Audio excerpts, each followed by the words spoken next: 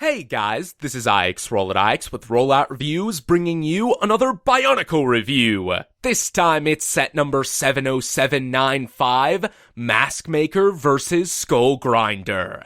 This set contains 171 pieces and retails for about $30 US.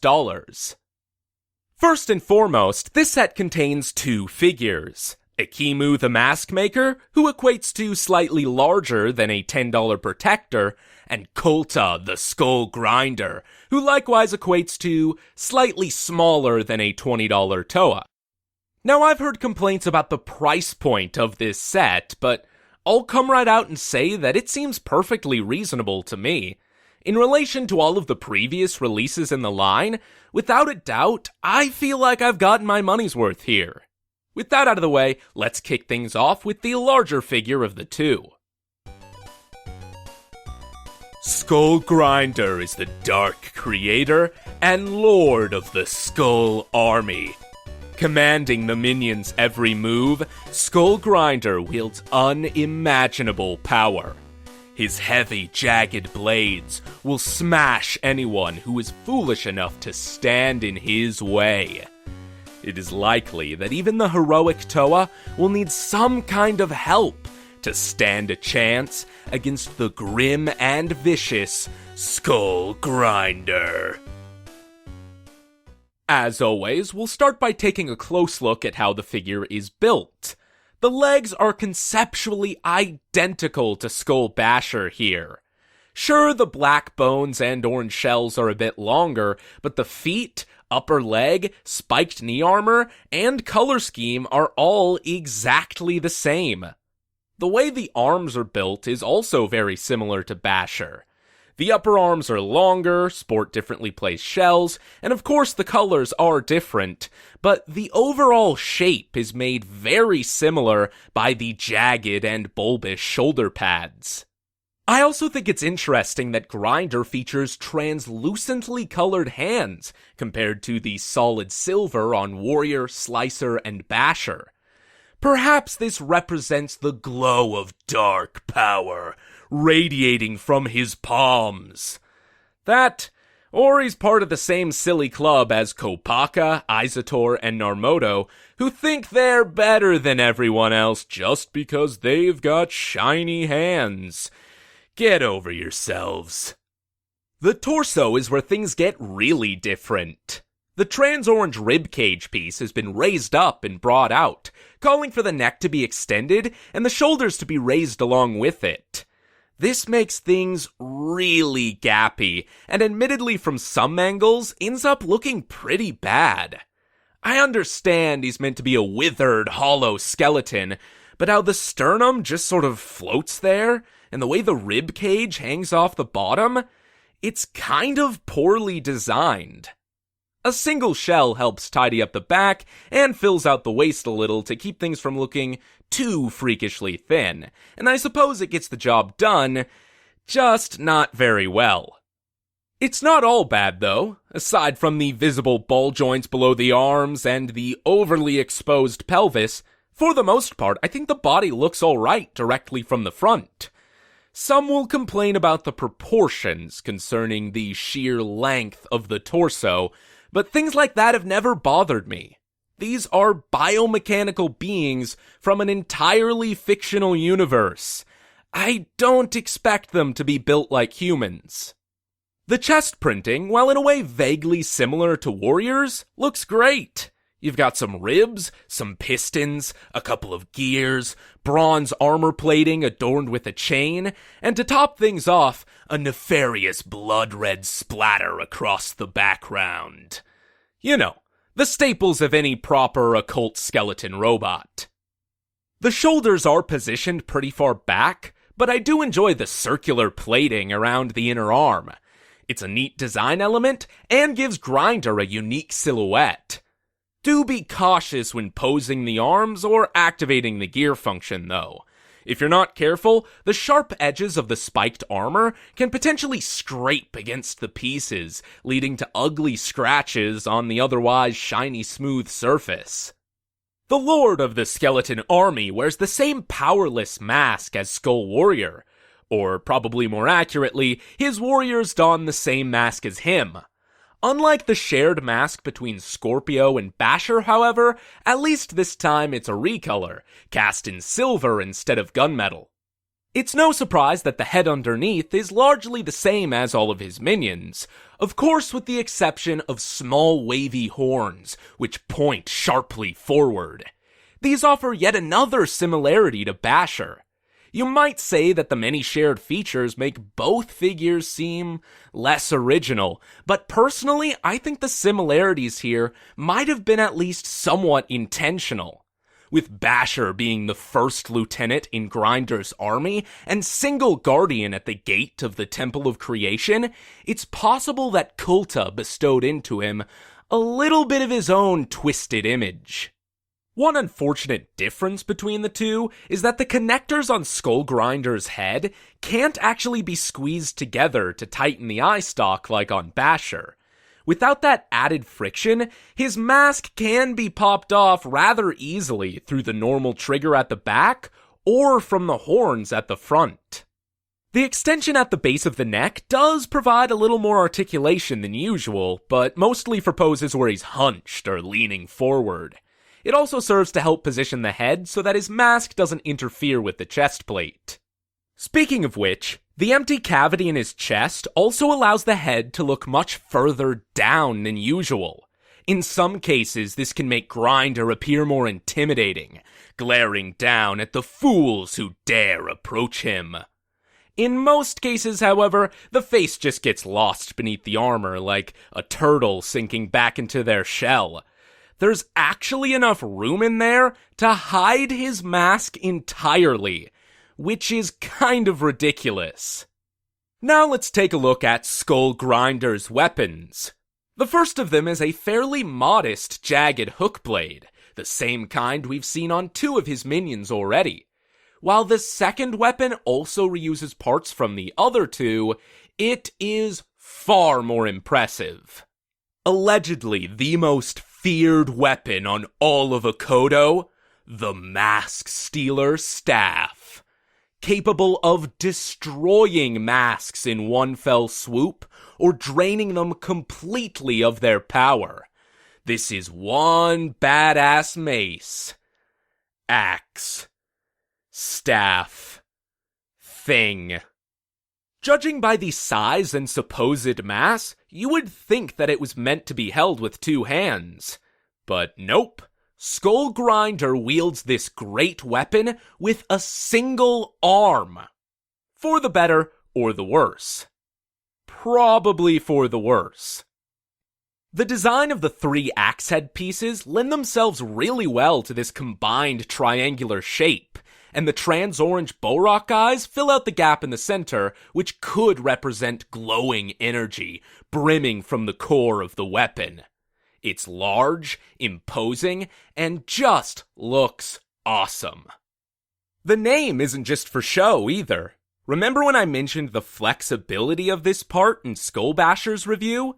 Well, it's put to good use here. The idea is that the axe heads flex around a foe's mask before springing out and hooking around the back. From here, it's easy enough to yank the mask right off their face. Of course, it works best on figures with little to no armor around their neck, and especially well if they're looking upward. But the triple-pronged attack, paired with the flexible blades, means that even when the target has a large collar or shoulder pauldrons in the way, there's almost always one way or another to plunder their mask, despite how large the weapon may be. Not even Liwa is safe. So what else is new? One small problem is that once a mask is pulled from an enemy's face, the staff rarely manages to hold on to it after the fact. Certain larger masks manage to stay put every now and again, but more often than not, they'll fall through the gaps in the weapon and tumble to the ground, which is a little disappointing. That said, so long as you place and position a mask inside yourself, the axe heads are able to secure it nicely, which makes for a great display. There's a simple accent at the opposite end of the weapon, but the inclusion is a little odd to me. First, the spike is literally the only bright red element on the model outside of the chest printing. Second, it's a lot like Kopaka's spear in the sense that there's this random pinhole here without any explicit use, in this model or in the combiner model that Grinder is a part of. I just don't understand. Whatever the case, I did find another use for this myself. By swapping around some pieces, it allows you to store the sword on his back. This frees the left arm and opens up an axle on the end of the staff so that the weapon can be wielded in two hands. Of course, nothing like this is shown in the instructions, and no, the storage method here certainly isn't perfect, but it works well enough for me. Twisting the bright yellow gear at the rear swings both of his weapons back and forth in opposite directions. There's an obvious flaw here, however. The Mask Stealer staff is just too freaking heavy. There are additional gears below the arms to help add friction to the play feature, but for the most part, they're just not strong enough to keep the right arm solid. Granted, I personally don't find this too much of an issue. Making sure the axle connections are tight, being familiar with the weight distribution, knowing exactly how much an arm can handle, and having a keen sense of balance all help in getting Grinder to overcome the heaviness in plenty of poses. But that's only viable up on a shelf though, and I can see how much of a problem it could cause during active play, swinging the arm around, or activating the gear function. Some have suggested adding additional gears and friction below the arms, and while that definitely gets the job done, I would have liked to see a different approach to the design entirely.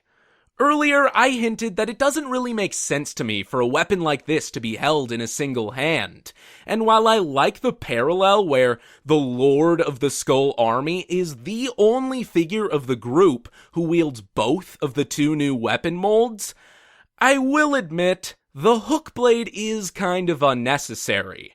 I mean, he never even uses it in the story. Just by reading the book, you wouldn't even know he had one. I would have preferred if the Mask Stealer staff was held in both hands by default, and the gear function instead swung his arms up and down simultaneously rather than in opposite directions. Something like the lower arms on Skull Slicer. Not only would that help with weight issues and generally make more sense, but it would also make Grinder's play feature different from the rest. A little more unique than your standard run-of-the-mill gear function. Now, Kulta towers over his skeletal minions, but similar to Lord of Skull Spiders, he is still much smaller than he appears in other media. This figure ends up being about the same height as Tahu, and while that does make him taller than just about every other figure in the line so far, I do wish our final boss for this year was a little bigger, if not the same height as he's seen in the animations. Oh well. At this point, we should probably move on to the second and smaller figure in the set, the legendary Ikimu. The ancient mask maker is a being of great wisdom and might. Thousands of years ago, he forged masks of power to be used for good. That was before Makuta's betrayal. The envy of Ikimu's brother disturbed the natural balance and caused a wild explosion that would send both mask makers into a long sleep. Now, through the power of the united elements, Ikimu has been brought back to life to lead the battle against evil. The Mask Maker's build is largely similar to that of the Protector's, and the legs are unfortunately almost identical to Narmoto's, which were my least favorite, having tiny upper legs that make bending the knee is almost comical. The arms, on the other hand, are relatively similar to Kivoda, sporting ball joints in the elbows which allow an expressive range. The biceps are adorned with sleek, swooping shoulder armor, and while these pieces aren't exactly new to CCBS, so far Ikimu is the only Bionicle figure to use them, giving the mask maker a signature look that sets him apart from the others. From the front, the torso once again shares similarities with Narmoto, but also Korgot, featuring extra plating on the chest and wider shoulders.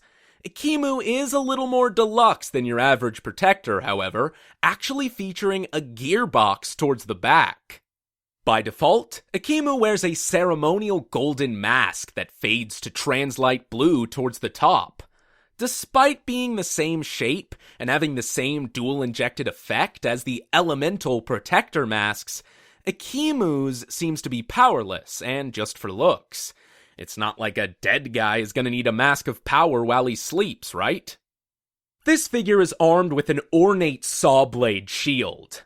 I love the use of a decorative carriage wheel for its elegant design, although mostly I'm just glad they didn't opt for accomplishing something similar with a sticker or printed detail. Ikimu actually holds his shield properly, unlike Kopaka or Izator, and the saw blade edge can twirl via a free-spinning gear towards the back. Now, Ikimu was never depicted using this outside of promotional material. It hasn't yet shown up in either the main animations or the books, and that's kind of a shame. I can only speculate that maybe his shield wasn't present in some early prototype of the set? Whatever the case, I feel it's a welcome addition regardless. The mask maker's signature tool is his trusty Hammer of Power, used to either forge masks or whack them from the faces of evil. The weapon's construction is fairly simple, although I do wish that maybe it was held lower down on the handle. Wielding the hammer so close to the head makes it appear like a mallet more than a battle weapon, although I suppose you could argue that combat wasn't this tool's original purpose. If that were the case, however, explain the rapid-fire Gatling gun built into the face. Twisting the back half of the tool fires translight blue ammunition in quick succession from the front. This uses the same rapid shooter element as Skull Warrior and the Protectors, and comes with 7 extra studs just in case you lose any of the projectiles. The ridiculousness is charming in the same way as Nilku's blaster staff. It combines just a little bit of stupid with a whole lot of awesome, and I imagine Ikimu slamming down on enemies before firing explosive rounds into them at point blank. Turning the gear on Ikimu's back swings the hammer up and down, and like we're used to seeing, there's some added friction below the arm. Almost too much in this case. His weapon isn't all that heavy, but the double gears here make the right arm super stiff. While I suppose that's a good thing, I can't help but feel that maybe one of these extra gears should have been given to Skull Grinder instead. On that note, Ikimu and Kulta look fantastic side by side. Their color schemes complement each other very well as complete and polar opposites. Mask Maker's cold translight blue to warm gold, in relation to Grinder's warm trans orange to cold gunmetal gray. Good versus evil, justice versus tyranny, fighting for possession over the fabled mask of creation. Let's be honest, this is one of the biggest draws of the set, if not the only reason a handful of people will choose to purchase this. It's only been the poster boy for 2015, and has been pictured on every single box in the first 2 waves. Truthfully, I think it's worth the wait. And not only from its first appearance at the end of last year, either. Back around 2008, we learned about the original Mask of Creation from Generation 1. Worn by Artaka, the creator of the Toamata, it was the only of the 3 legendary masks never to receive an official design. Now, almost 8 years later, we can finally complete the trio. And it feels good, man. It feels good. This is not only my favorite mask design of the year, but hands down one of my favorite Bionicle masks of all time. I absolutely love the regal crowned majesty and intricate glyphs across its golden surface. Seriously, look at that detail! Crisp and clean. This is one of the most detailed LEGO elements to date, and I just think both its shape and design language are incredible. As far as the abilities it grants its wearer, in Generation 2, they're a little undefined. It supposedly, if nothing else, allows them to craft more beautiful masks than those without. It also seems to channel raw power into its user from the Forge of Creation itself, but the specifics of that are sort of vague. Also, depending on who you talk to, it may or may not have been able to raise an army of the dead in the hands of evil. So that's fun. Worn by Akimu and seen through by his bright eye color, gives off the impression of righteous wisdom. Worn by Kolta, who gazes through with dark eyes, taints the whole essence of the mask. It goes from just king to corrupt ruler in literally the blink of an eye. Personally, I prefer the mask on Grinder between the two. I had expected to permanently display the mask maker wearing it up on my shelf, but honestly, I'm not sure I like the look. I actually think Akimu is better suited wearing his golden protector mask than the Mask of Creation. Maybe it's how large it ends up looking on his smaller body. Whatever the case, there's just something off about it to me. Grinder, on the other hand, looks amazing wearing it. I've heard people say that the crowned visage makes him look a bit like Sauron from Lord of the Rings, and I can't say they're wrong. It's also worth mentioning that the large shape fits really well inside the Mask Stealer staff. It's almost like the weapon was designed to hold on to the mask that came with it. Who would have thought? A stand is also included, just in case you don't wish to display the Mask of Creation held or worn by either figure. It's made to look like it's floating in mid-air with a glow of energy shining beneath it. The design is simple, but rather ineffective on its own. The mask fits, but as is, there really isn't enough friction to hold it upright unless you balance it precariously. To fix this, you have a couple of options. First, you're able to split the axle connection slightly, squeezing outward and securing the mask in place. Alternatively, you can simply add a too long pin in the center. One of these is actually included as an extra piece in the set, omitted from the parts count. With this in place, the mask holds on extremely well, and the shape protruding from the inside of the forehead perfectly rests on the small Technic beam just like it was meant to. It's almost like this is how things were supposed to be in the first place, and they just forgot to add this step in the instructions. Individually, both figures have their ups and downs. Objectively, Skull Grinder is probably not my favorite of the summer villains, and under the eye of scrutiny, the flaws in his design, unruly gaps in the construction, and shortcomings of its play features do leave a lot to be desired. Subjectively, though, I can't deny that I just think he looks cool. Overall visuals rule the day in this case, and I'm able to look past all else and enjoy him for what he is. A ridiculously metal demonic skeleton warlord with a massively awesome weapon. Akimu alone is pretty good, and I'd say that my only real complaint there is the shortness of his upper legs. When comparing him to any of the protectors, he's got them all beat in terms of playability, and I think tops most of them when it comes to looks, too. Even then, I've still got a soft spot for the Protector of Stone, and he remains my favorite smaller figure of the year, but Akimu does manage to squeeze in a close second. In conclusion, all things considered, this is a great set. You get two characters pivotal to this year's plot, and the much-anticipated Mask of Creation.